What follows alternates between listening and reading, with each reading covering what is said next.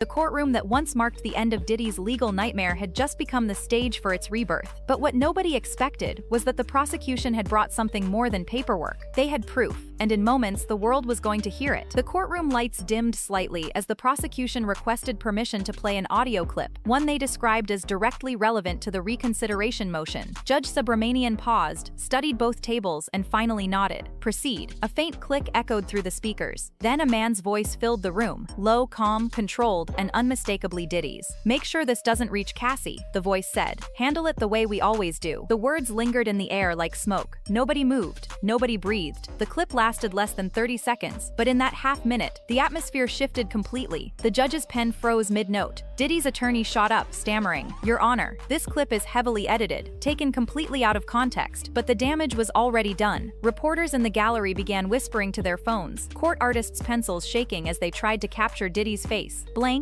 cold, still. For a man who built empires with his voice, it was now the very thing tearing his world apart. The prosecution didn't need to say much after that. "Your Honor," the attorney said evenly, "the government believes this clip establishes a clear pattern of manipulation and concealment." A collective gasp swept through the room. Cameras outside caught nothing, but the sound of murmurs and footsteps leaked through the hallway doors. The story was already racing across social media. Leaked recording played in Diddy courtroom, judge visibly shaken. Inside, Diddy just sat there, his jaw locked, his eyes fixed straight ahead, and for the first time since his rise to power, he looked like a man who knew he'd lost control. The silence that followed was unbearable. Even the air felt heavy. Judge Subramanian leaned forward, his voice steady but colder than before. "When this court issued your original sentence," he began, "it was under the assumption that the evidence reflected the full truth. What I've heard today forces me to reconsider that assumption." The words hit Diddy harder than any gavel ever could. His attorney tried again, desperately arguing that the tape was inadmissible, that Cassie's team was orchestrating a smear campaign, but the judge didn't flinch. He asked only one question: "Do you dispute that it's your client's voice?"